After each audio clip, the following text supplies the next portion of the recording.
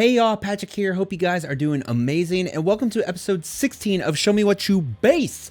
This is the series where you guys submit your absolute die-hard favorite bass of all time, the bass you will go to the grave to. If it's the bass that you love more than anything, those are the ones we want to see. So let's just jump right into it and see what awesome basses we have today. First up from Siggy, he says, my go to the grave with me bass. Hey Patrick, first of all, wanted to say how much I've enjoyed your channel and that hearing your bass lines when you're demoing something new helps to keep me writing. That's awesome, man. Thank you. Lastly, I wanted to get to the heart of it all with my 5-string Warwick Corvette rock bass. It's Japanese made. It was the first bass I personally bought and it wasn't given to me or borrowed from my friends or family. I've been playing for going on 16 years now, toured in 2 bands, hoping to make that 3 soon. And I've owned my Warwick since 2008 or 09. It's always came with me on the road, whether as my mid-set bass starting or backup in case a string breaks or a bass explodes or something. My work has always been there with me. I even have a strap of Velcro still attached to the back of the headstock where I proposed to my longtime girlfriend, now wife, by Dimebag Darrelled it, with the ring while my band was performing on stage. Nice, man. I still gig and play with this bass, and I'll never get rid of it. And mostly definitely will not fix the scratches and bumps or battle scars as I call them on it. May have been only an $800 bass, but she's mine and always will be. Please keep up with all you do on your channel. Sincerely, Michael, aka Sig. Thanks, man. Oh, man, look at that. Warwicks just are so badass, y'all. And like, this is essentially the 5-string version of the one that I have, I think. And man, I absolutely love my Warwick to death. And it's just an import one, so I don't even know how good the Germany ones are.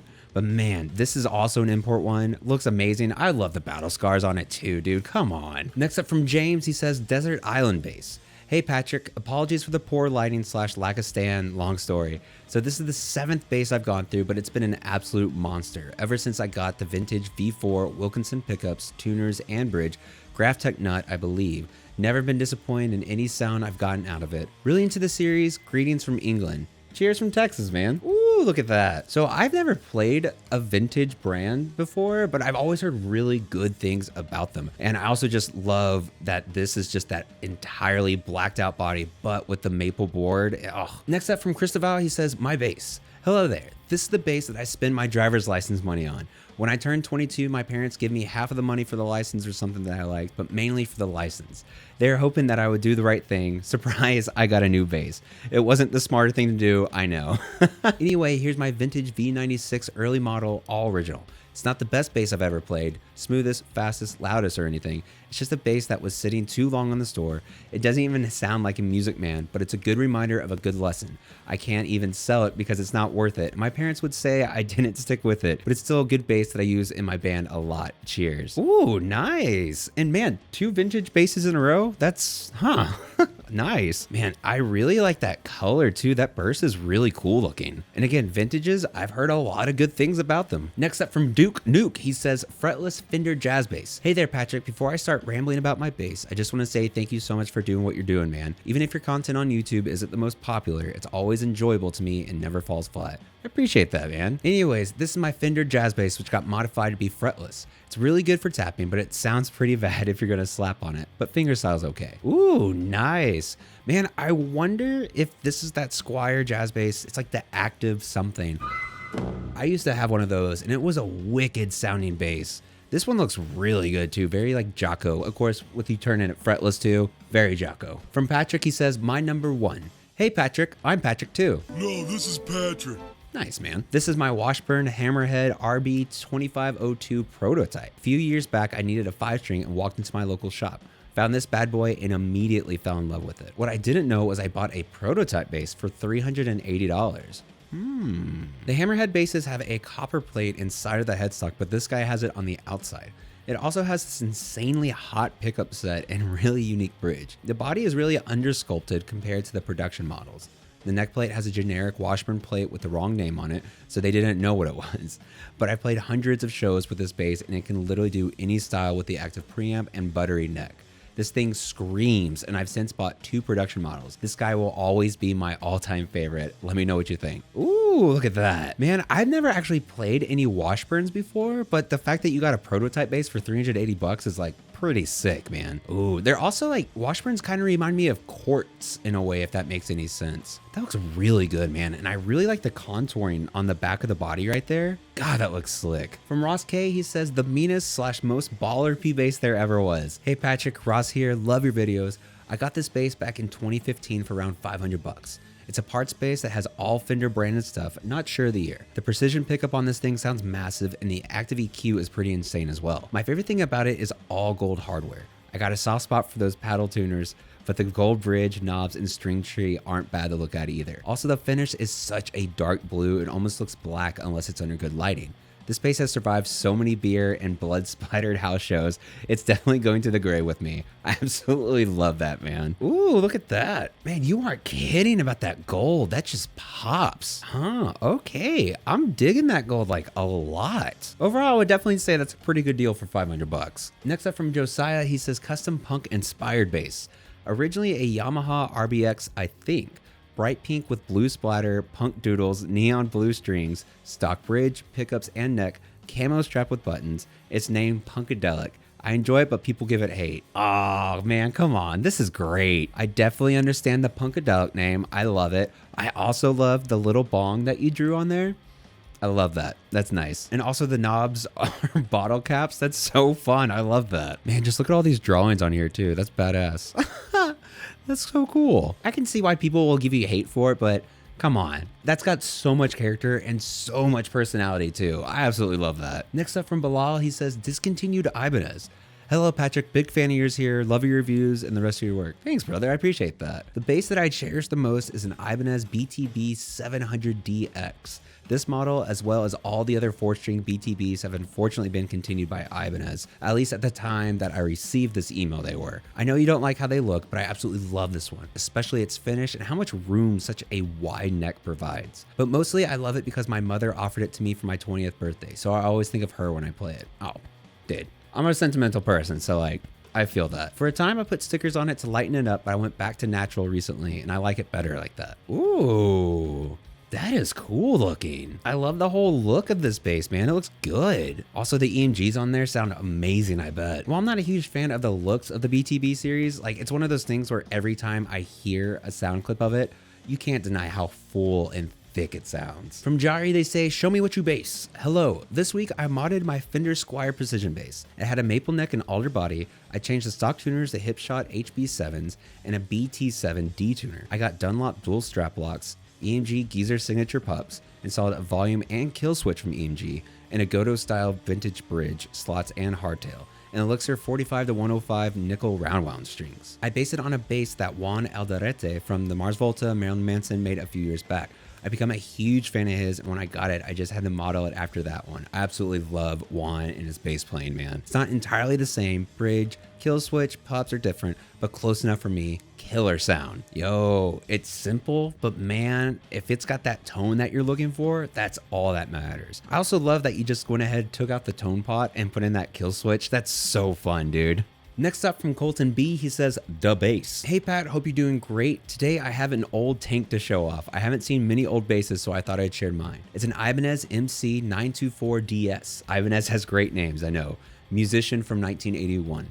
I received it in a trade from American Special Telly, though the photos the guys sent me were pretty deceiving. It looked super clean, but when I got it, it was incredibly grimy, rusty, and crusty. I spent 3 days cleaning, leveling frets, swapping the tuners, and setting up, but oh my, what a beast. Plays amazing and sounds even better. Made in Japan, mahogany and ash body, 5-piece maple and walnut neck, ebony fretboard, neck through, active electronics. Keep on rocking in the free world. Thanks, Colton. Ooh, look at that. Come on, look at that wood grain, man. Oh, and it's neck through too. You gotta love that, man. Damn, you cleaned it up really well though. That looks fantastic. And I bet those old Ibanez's sound so good too. Next up from Christopher, he just simply says, Lakeland.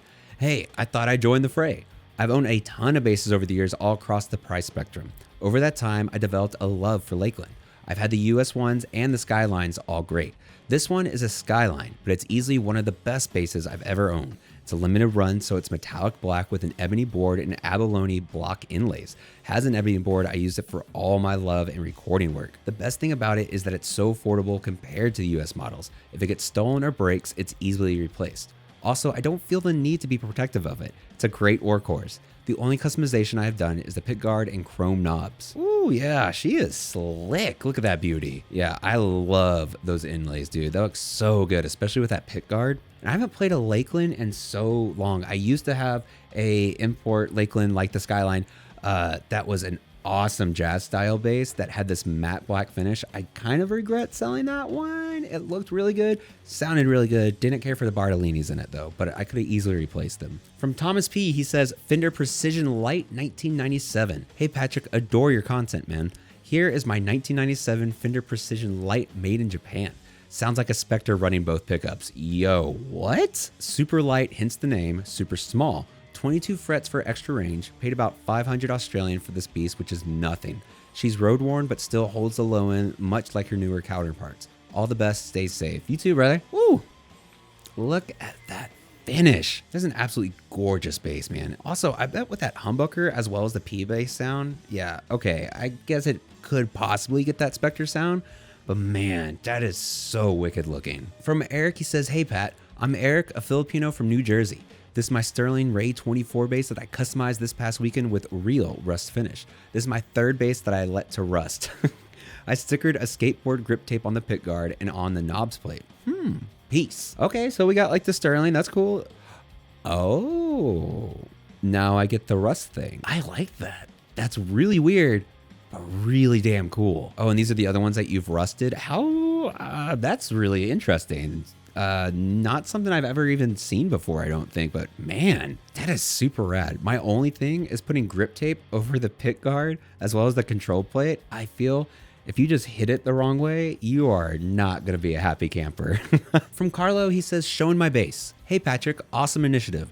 Here's the story of my first bass, a cheap Squier Affinity jazz bass. I changed the tuning machines to original Fender American jazz bass ones, hardmass bridge to a Hipshot kick-ass bridge. I absolutely love those bridges. New pickups, put in there a couple DiMarzio Ultra Bass pickups, new nut, new electronics, new knobs, and of course the paint job, which I did myself and got right at the third attempt. But in the end, awesome. Thank you and best to you, Carlo. Okay, so here's the stock one. Oh, that's cool looking. Sort of like Eddie Van Halen, kind of, but not really. Also just a little more sporadic, and I like it more that way. That looks really good. From the Perez family, they just say, my bass. Here's my first love. The only thing that changed is the bridge to a hip shot, and what a difference it made. Her wide hips fit perfect, little on the heavy side. The smooth neck is just asking me to caress all day and night. The four-way switch gives me more tones than I know what to do with. Anyways, 30 years of love between us. She goes to my son. Oh, it's a ripper. Yeah. Woo, look at that. Man, yours is in great condition too, brother. That looks so good. Oh, that looks really good. Also switching to the hip shot, genius. Next up from Joyzino, I'm very sorry if I mispronounced your name, man. My bass. Hey Patrick, just want to say that I'm a huge fan and love your vids. I appreciate that, man. So this is my one and only bass. It's a Cab 16 model from a Brazilian brand called Strindberg. It's very cheap, but I love everything about it. Cheers. Hell yeah, man. PJ style bass with that red tortoiseshell pickguard. Red tortoiseshell against black. Always looks so good. Next up from Jose, he says, hello Patrick, I'm Jose, greetings from Chile. Cheers from Texas, dude. Since I started to play bass, I always looked for a custom one for a killer slap sounding beast until I had it. My 2015 G&L JB USA Black and Maple, best look ever. But because I have a tendency to put my own taste on previous basses, I had to modify it. It has a pair of Hipshot tuners and D-tuner, Nordstrand NJV4, and a Knoll TCM 3PM preamp. Very underrated and massive sounding German preamp. I'll have to look into that. Shielded cavity, thumb rest, and pickup cover. It's the best sounding J bass I've played. Definitely go to my grave bass. Cheers. Ooh, look at that. Again, that black on maple. It's classic for a reason, but I love seeing it in jazz bass forms too. This is a classy looking G&L, man. I love that both the thumb rest and the pickup cover are chrome as well. It just adds to that really nice aesthetic you have going on with the bass. So, oh, come on, look at that. Next up from Justin, he says, hi Patrick, I really like your videos. Keep up the good stuff, and I hope this email finds you well and safe. Thanks, brother. Here is my refinished Dingwall NG2. I bought this base brand new a few years ago, and it's marked the end of a few years of searching for the perfect neck and feel. However, I didn't quite like the finish I ended up getting, so I recently got it refinished in a two-tone blue and purple with matching headstock. I moved the pickups to a combustion position and topped it off with afterburner black rubber knobs and a white pearloid pickguard. It sounds great for when I'm playing jazz, funk, gospel, and yes, even metal. Regards, Justin. Oh man, come on. She is a beauty. Oh, I see the two-tone with that blue and purple. That's fun, man. I like that. Also, I love that you change where the pickups are positioned. It makes a humongous difference, and it's so interesting to me too. Yeah, as cool as the white dingwalls are, that refinish looks really damn good, brother. Next up from Freedom, he says, greetings from Indonesia, Patrick. Hope you're safe and always healthy. Same with you, brother. I appreciate that. I'm here to share a little of my favorite bass. Her name is Adeline, by the way. She's a 2010 M2 Squire Precision Standard Series bass. Bought it used almost a year ago. She's 10 years old right now. The reason I loved her are those matching black headstock. I'm after Duff McKagan's MIJ Fender Jazz Bass Special. Yes, absolutely. The first thing that I change, obviously, are the strings with DR Neon Yellow strings. Love them, but those strings are quite dull and weak on passive basses, even though those strings felt good and looked nice. And the next thing I want to do is replacing the knobs with all black knobs and a Strat style tone knob. Anyway, thanks for reading. Hoping the best for you and your family. Cheers. Cheers, man. Ooh, see, I still have yet to try those DR Neons like in any way, but it's interesting that you say they're not good on passive basses. I'll have to keep that in mind. Man, I love that pearloid pickguard, and I totally get what you're saying with trying to go for the Duff McKagan look. Yeah. Next up from Luke, he says, hey Patrick, my bass is the Vanilla Sire Marcus Miller V7 Swamp Ash in white blonde. It's the second ever bass after I upgraded from my original Ibanez SR375. Been with 5 strings all my time, and to say this Sire takes a lot from Fender Jazz, I honestly believe it plays better, and the 18-volt built-in preamp allows for great toning of the EQ. This is a bright bass both in color and sound, and one that I think I'll always adore. Hope you like it, Luke. Ooh, man, you got that beautiful, classy looking Sire, and of course the little Mark bass. I mean, you got to keep that Marcus Miller all together, man. It works. And man, Sires are so rad. I really want to try their sort of Stingray copy, the Z3s. Man, they look so good. And last but certainly not least, we have Hugo with his heavy modded RD. Hey Patrick, I'm a huge fan of your channel. It was difficult to choose one because I love all my basses and all have a story. But here's one just chosen randomly. I always fancied the RD, somewhat underrated years ago. I put my hands on a standard 77 RD in natural. It was a great bass, but a bit too dear for me. So I sold it and ordered this Novoselic on eBay a while ago. It came to Germany with the explicit purpose to be modded like I wouldn't do to the original 77. My tech, Sound Ranger, did a marvelous job. The specs, you have a Gibson Chris Novoselic RD bass, Gibson 77 RD scratch plate and pickups, Hipshot Supertone bridge, Hipshot Ultralight Lollipop tuners, as well as the D-tuner, Delano's Sonar 3 preamp, active passive push-pull pots, pickup selector switch, series parallel mini switch, big radio knobs, sadly not in all pictures. Cheers from Germany, Hugo. Ooh, my God, look at that, you guys. Man, and also seeing the Chris Novoselic bass with the original 77 pickguard and pickups too, that's awesome. That looks so damn good. Man, I just gotta say, those Chris Novoselic RDs are something else, y'all. If you can find one and you're willing to pay the price and you want an RD, go for it. Absolutely. Just look how clean this is. My God. But y'all, that is it for me today. Thank y'all so much for watching as always. Thank you so much for submitting your basses. I have a backlog of a lot to get through right now, and like I said in my last one, I'm gonna do my best to just keep going even if I'm 80 years old and get through every single one of these, because you guys took the time to send me these emails, and I want to take the time to go through them and show them off for everyone. But if you want to show me what you bass, please go ahead and send an email to showmewhatyoubase@gmail.com with 3 or more pictures, brief description, and y'all, please just one bass, that one bass. Not 3, not 4, just 1. But y'all, as always, thank you so much for watching. And of course, no matter where in the world you are, stay safe, practice that bass, drink your water, and I'll see y'all next time.